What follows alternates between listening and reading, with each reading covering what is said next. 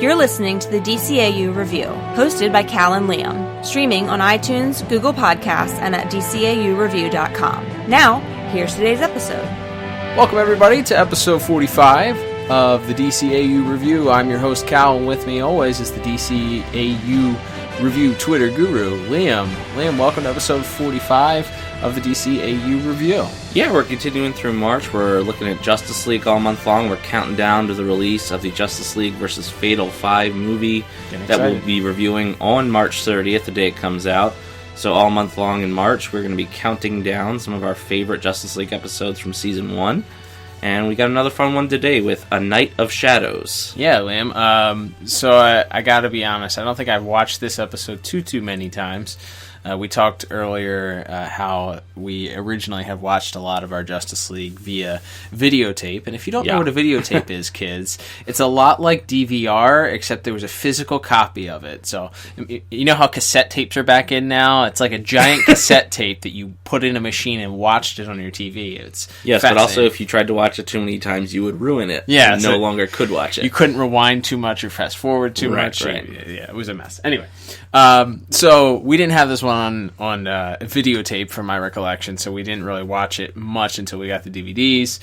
This episode features the return to the DCAU review. Granted, we have not, or the DCAU, we haven't covered the episode yet because we haven't gotten into the new Batman Adventures just yet, but it returns, the return of Jason Blood slash the Demon. Yeah, it's really fun because this story sort of starts out, and we sort of jump into the plot from here. We get Jason Blood / Etrigan's origin story. Mm-hmm. They went up with this very Lord of the Rings style opening, this battle at this castle. He allows Morgan Le Fay into the castle and betrays the army. That they mention Arthur, so I guess it's supposed to be like Knights of the Round Table, right? And he meets Merlin too as well. And sort of his punishment for betraying King Arthur and the rest of his army is that he will be bonded for all eternity to this demon called Etrigan until he can right his wrong. And so sort of that idea is when we meet Jason Blood and Etrigan, they're once again hot on the trail of Morgan Le Fay, who they need to destroy if they ever want to have peace. Right. And it's she in turn is after this, after she betrays Jason, and she does him dirty, so to speak. He is bonded to this demon. And then we flash forward to, of course, present day, where it's interesting. The episode sort of starts out a little bit like an original Batman, the Batman the Animated Series episode, or the new Batman Adventures episode. And so it's just Batman interacting with Jason Blood. There's a guy that's attacked, and you later find out he's been aged through magic. Morgan Le Fay, I guess she sort of robs people of their youth. Yeah, I think to stay alive or to stay young, she has to constantly be absorbing people's life forces, because there's 3 or 4 times they show her hands are all old and liver spotted, and then she absorbs this person's youth and they turn back to normal. So I guess that's sort of the idea. Yeah, they didn't do a really good job of explaining that, and it's not as if she was on another episode of Justice League before this, or another appearance in the DCAU before this. So that I felt a little bit robbed in that way, in that we didn't quite get who she was. We didn't quite get what her powers are. They aren't explicit that her powers are magic related. Of course, you figure that out as we go through, and of course Jason Blood's based, his powers are based in magic and the supernatural, being bonded to a demon, of course. Yeah. So what were your general thoughts for the plot? Well, it's really as funny as we mentioned, because the intro is very much a Batman story and an origin story for Etrigan. It then really shifts to a Martian Manhunter story from there. Yeah. And it's he tries to locate Morgan telepathically. She's able to hack into his brain instead, and keeps sending him visions of his dead wife and children. And even though Martian Manhunter mentions multiple times, he understands that it's just an illusion, but it's so real, and just the tiniest little sliver that she won't betray him and that she would give him back his whole world is enough for him to betray his new friends. He's a liability throughout the episode. Yes, and potentially destroy the Earth just for the tiniest chance that she might live up to her word and bring Mars back. And that's pretty powerful. I like that it focuses on that, the loneliness of that character, because unlike, say, Superman, who, though that can be an element of his character, he was sent to Earth as a baby, so he's never known anything, really, other than in, the history that he learned when he was older. He doesn't have, like, this great affinity for Kryptonian culture, whereas Jean was, lived, I think they said, for thousands of years on Mars, and then once his people were wiped out, he was captured and taken to Earth. Right. So that idea of that one last chance to maybe get back to a place where he could truly be happy is too much for him. That I think is really powerful and really good. Agreed. There's also there's a lot of they're searching for this Philosopher's Stone. They chase it to one guy who doesn't have it, and there's a brief scuffle where Batman gets injured fighting Morgan Le Fay. Meanwhile, Wonder Woman and the Flash go to what is essentially the Playboy Mansion, and it turns out that guy is the one who has the Philosopher's Stone. And then Morgan Le Fay shows up there, turns him into a worm. If maybe it's a worm. Yeah. I thought it looked like a penis monster, to be honest. That might have been the implication based on the character. It's a very phallic-looking villain monster. Definitely. And so from there, she gets. They are able to get the stone away from her, but then she sends these monsters to the Watchtower, and while they're all fighting, Jean takes it to her. And then again, from there, it's just kind of a big fight, and there's a lot of back and forth between Etrigan and the rest of the Justice League, who don't want to believe that Jean is compromised or that he's going to betray them. But it's all sort of handled. I mean, it's at the end, the climax of the whole story is Jean deciding that he's going to stick with and choose to stay with his current family and friends that he loves, and he just destroys the stone, and that's kind of the end of it. The stone is destroyed, and why didn't they just destroy it to begin with? Why didn't, instead of Wonder Woman running away with the stone when they go to the mansion, why didn't she just destroy it then and there? Yeah. Why wasn't that an option? I don't understand. Yeah, that's fair. And I also just thought there wasn't a clear moment as to why in that exact moment he was able to break free of her temptation. Even if it had just been a quick thing where they show him looking around and Flash is down and Wonder Woman's down and Batman's down, and he looks around and he thinks for a second and then he crushes it. That would have, but it's kind of he just walks right up to her, holds it out, and then at the last second crushes it before she can hold it. And then the ending is very quickly he attempts to resign in shame and is sort of talked out of it by Jason Blood, and then Jason Blood sort of walks off into the fog, and that's sort of our ending. It was a very Incredible Hulk ending. Yes, also, definitely. So. Because it just seemed... I mean, there was elements about this episode that I liked. I liked that it included a different array of when you get different combinations of the main seven, it's always a good thing. It's always interesting to see Batman interact with Jean, and Flash and Wonder Woman interact together is always hilarious. So I think some of the interactions were great, and then you throw in an additional hero or anti-hero in the case of the Demon, and that adds an interesting dynamic. With that said, though, the plot, we talked about I think when we did Injustice for All, just about the idea that the writing still isn't... They're still finding their footing with the writing, I think. So my score, I gave plot a 5 out of 10. What about you? I went a little stronger. I went 7 out of 10. I think what works really well. The struggle of the Martian Manhunter is really compelling. Mm-hmm. And the back and forth between Etrigan, and there's a line in somewhere where Etrigan's talking about how she'll dangle this carrot in front of you, and right when you think you're about to grab it, she'll take it away from you. And Batman says, "Oh, you're speaking from experience." And sort of this guy who already knows kind of what her gimmick is trying to tell everyone, but he's such a dick about it that no one's really listening to him. Uh-huh. And that sort of contrasted with, again, Martian Manhunter, even though he knows it's probably a trap, or it's not going to happen. Just the thought that it might is enough to sort of compel him to potentially destroy the Earth in an attempt to get Mars back. Yeah, I think that there was some good stuff that worked, but a lot of the plot holes didn't make a whole lot of sense. I think they were vague in the way that they explained some of the character motivations.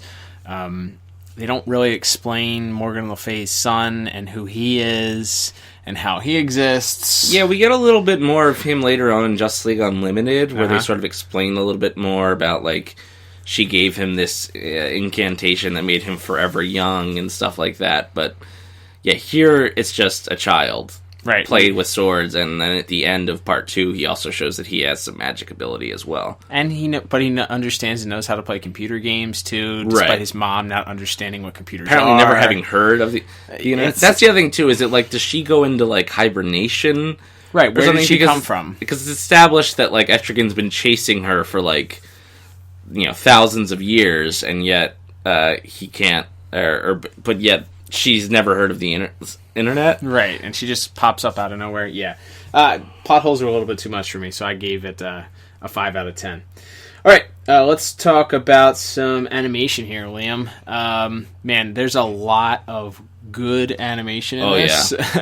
Yeah. First and foremost, I would say that the initial transformation between the Jason Blood into the Demon really is fantastic. It looks straight out of a comic book. It's a comic book panel. Kirby AF. Oh yeah, Kirby, clearly an influence there. Kirby's the creator of the character, of course. Correct, yeah. Jack Kirby, the King, as he's known.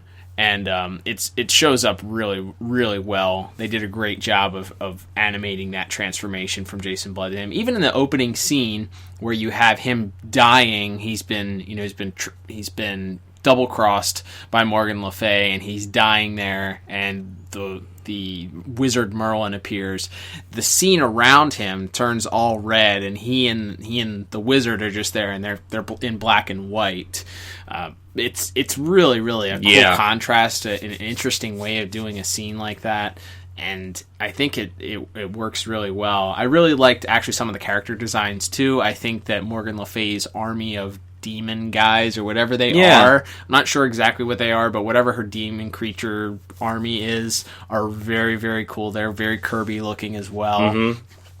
A strong Kirby influence throughout this entire episode. I really enjoyed that. I think that there's also one of the characters, I don't know if you picked up on this, a little Easter egg in the scene where they go to the not Playboy mansion. One of the characters is dressed up like Galactus. Oh, I didn't notice that. Yeah, he's wearing a Galactus helmet. He's not colored like him, but he's wearing he's wearing a Galactus helmet. So that's I awesome. Thought that was a pretty nice little nod. Yeah, there's some fun little cameos in that scene. You see Maxie Zeus at one point. Yep, Maxie Zeus is there. You see the Batman and Catwoman from the Batman Beyond stage play in Out of the Past. Nice. There's a Batman and a Catwoman, but it's literally just reused character models from the stage play that Terry takes Bruce to in that Beyond episode. But there's some fun little cameos in that scene. And then I thought a lot of the action, a lot of the demon's powers, like the fire shooting out of his hands and stuff, and the way Morgan Le Fay's powers are sort of visualized are really good. I really liked the stuff on Mars, because we didn't get to see Mars kind of as it was before it was destroyed very much in the pilot. So getting to see a little bit more of that world and seeing like the architecture and some of the like the designs of Jean's living room and stuff like that are really quite nice. So I really enjoyed the visuals. I thought it's by far the strongest part of the episode, probably. Mm-hmm. I gave it 9 out of 10. I think it's really strong. Again, some of that, I really loved the scene in the Watchtower where they're fighting the orc-like people. Mm-hmm. When Flash does the whirlwind, which is just a classic Flash thing anyway. And then you have a maelstrom. Yes, even though he didn't know what a maelstrom was, and then Etrigan freezing all of them at the same time. I thought that was a really cool scene as well. Agreed. The flickering lights too when the orc guys first show up. Mm-hmm. Really cool. A lot of nice shadow work. Got a lot of nice #Kate movement in this episode. Oh, lots of Kate movement. lots of capes. Haven't talked about that in a while. Yeah, I got to bring it back occasionally. It's a classic. But yeah, I thought it was great. So yeah, like I said, I gave it 9 out of 10. I think it's really, really fantastic. I gave it 8 out of 10. Right there, completely different than you. I had one small complaint that stood out, and that was for most of the episode, the demon's skin tone is this weird sort of not yellow color. It's like golden, almost like a golden brown, like a spicy brown mustard colored, I guess, if you're gonna compare it to a color. And that's not what he looked like in the new Batman Adventures. True. He was bright yellow. I don't think he had those black lips in Batman either. He looked, yeah, there were some character changes that happened in between, which is fine. We talked about the differences between the two. You didn't have to keep the continuity the same. However, there is one scene for some reason where his skin, and that's where they go to the Watchtower, his skin is back to being that bright, like French's yellow mustard color, as opposed to the spicy brown mustard. And I couldn't tell if it was because there was supposed to be, there's more light in the Watchtower, or what necessarily the reason is. But in the very next scene, he goes back to being that dark yellow color, and it's it was just something small that stuck out to me. I already mentioned, like a lot of the character designs. I loved the transformation from the demon, from Jason Blood to the demon. I think that a lot of the character designs were really, really swell. Even if I wasn't completely comfortable with the phallic monster that Harv Hickman turned into, or Harv Hickman turned into halfway through the episode. With that said, though, I think I agree with you completely. I think this is the strongest point in this episode. And one more thing to mention in visuals, the fight at the end between Martian Manhunter and Etrigan, this is one of the first times that I remember them really going like gung-ho with all the shape-shifting that Jean does. Correct. Like, Demon goes to punch him, he turns to stone. Yep. And Demon hurts his hand. He turns almost into water and scurries underneath the Demon's feet and comes up behind him. Yep. A lot of cool shape-shifting in this episode. Agreed.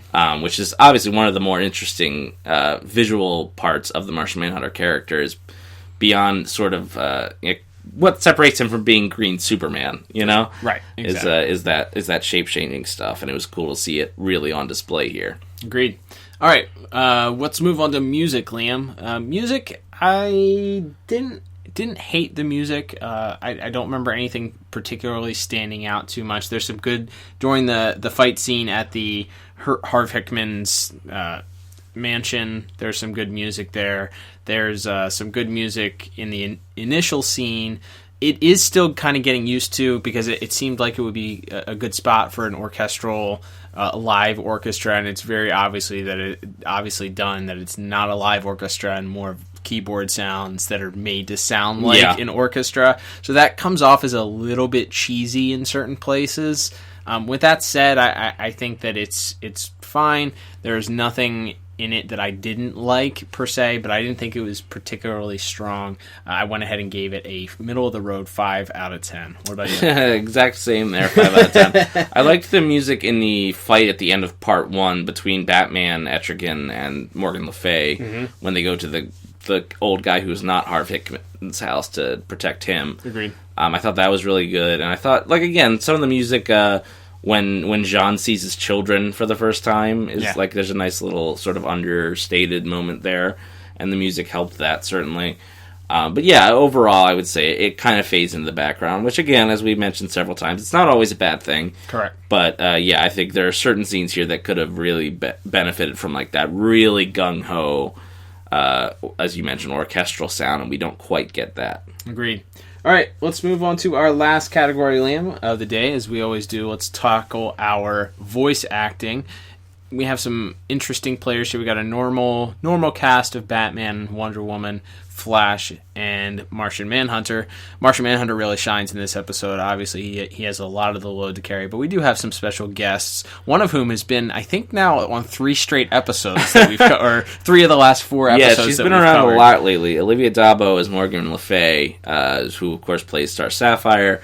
She also played 10/Melanie Walker on Batman Beyond. So she's been around a lot as of late. Yeah, she does a good job. I think she's again, part of her character is sort of that she's sort of single-minded and unfeeling, and I think the performance lends herself to that. Like, she's cold. All she cares about is giving this kingdom to her son. Right. And she doesn't care how many people's lives she'll destroy along the way to get to give her son his castle. Certainly. I think that works. We have Michael T. Weiss as Etrigan / Jason Blood, who he was on a show called The Pretender that I don't remember ever seeing anything about, but it ran for 4 seasons, so it must have been good. When was that? 1996 to the year 2000 it ran. Okay. But for some more relevant to this show topics, he also voiced Captain Atom on the Young Justice cartoon, and he voiced Adam Strange on the Brave and the Bold cartoon, so a DC voice acting veteran. There you go. And I think his Jason Blood is good. I believe Billy Zane played him in the Batman episode, the New Batman Adventures. And I couldn't remember which one was Billy Zane and which one was the other guy. Right. So when I came up and I saw it was Michael T. Weiss, I was like, oh, I don't know who that is. So I had to do a little research as usual. Okay. But yeah, so there's some. He's also on Days of Our Lives for a while. So he's been around. He's done quite a bit of acting over the years, quite a bit of voice acting. I think he does a solid job as Etrigan. He's much more Etrigan than Jason Blood. He's Jason Blood for about 5 minutes at the beginning, and then for a minute at the end, but everything in between is Etrigan. He's they got that really gravelly, like grumpy voice he's got to do. My only complaint about Etrigan is he doesn't speak in rhyme in this episode. Yeah, he does in one of the Justice League movies, doesn't he? Yes, I believe in the Justice League Dark movie that came out maybe a year or two ago. That DCAU veteran James Tucker produced. He speaks completely in rhyme as he's wont to sometimes in the comics. Missed that. I think that adds an interesting and somewhat hilarious dynamic to the character. Yeah, but I could understand they were going for something a little more based in being serious here instead of lighthearted. So yeah, and aside from that, we have a guy named Dave Thomas as Harv Hickman. We have not the Dave Thomas, from Wendy's. Not the proprietor of Wendy's, who is now deceased. Rest in peace. And then we had Soren Fulton, who was an honest-to-goodness child actor, as Mordred, who I think does a solid job. Again, he comes back later on in Justice League Unlimited, which we'll get to way down the road here. Mm-hmm. But I thought solid cast. But yeah, as far as the stars of this episode, I thought big surprise. Kevin Conroy, who is completely in a supporting role in this episode, he's phenomenal. He's really good, especially because of all people, he's the one who's really sticking up for Jean almost more than anyone else. To Etrigan. I mean, Etrigan kind of has a spat with all 3 of the other Justice League members, and they all kind of confront him about being such a jerk. Mm-hmm. But the scenes where Batman tells him, I trust Jean with my life and all of that, I thought Kevin Conroy was really excellent in that role. And then, of course, the main star of the day was Carl Lumbly, of course, as John Jones, Martian Manhunter. He's phenomenal. He's really, really good. He's excellent in this episode. One of his best performances of the entire series. Just that, again, that hope, that sadness, that... He's really good at communicating an alien that is feeling human emotions. Yes. He does a great job of expressing that, where he sounds like he's not of this world, but he's doing his best to integrate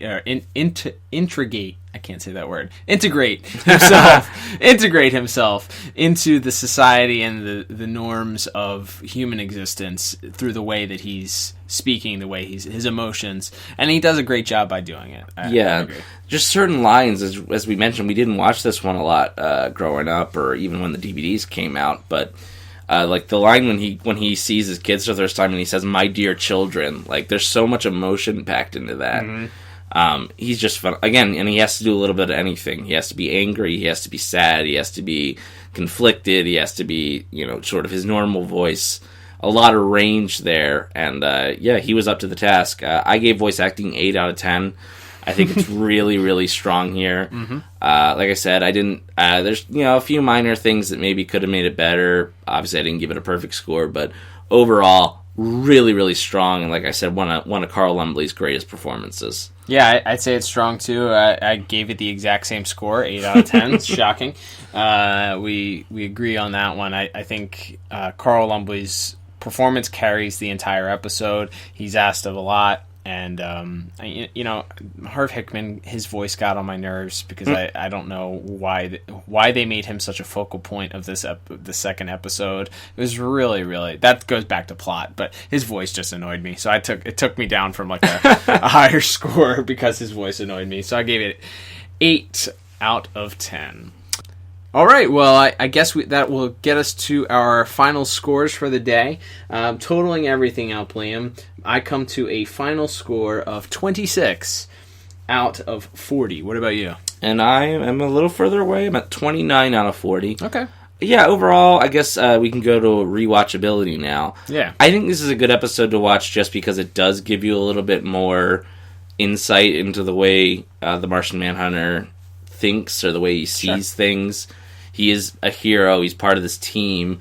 But even, again, as we mentioned, even more so than Superman or Hawkgirl or Wonder Woman, he's very, very much feels alone. Yeah, if you're watching through the Justice League episodes, and it's hard when we're talking about rewatchability. We're like, oh, these are must-see episodes. When we talk about Legends like last week. Oh, yeah. Like that's whether you're watching through, if you just want to watch the best of the DCAU, or you are looking for the best Justice League episodes. That falls into that category. Yeah. As far as rewatchability is concerned, if you're watching through Justice League, absolutely watch this episode. It's entertaining. It's good. It gives you some context and continuity with the Demon being present again.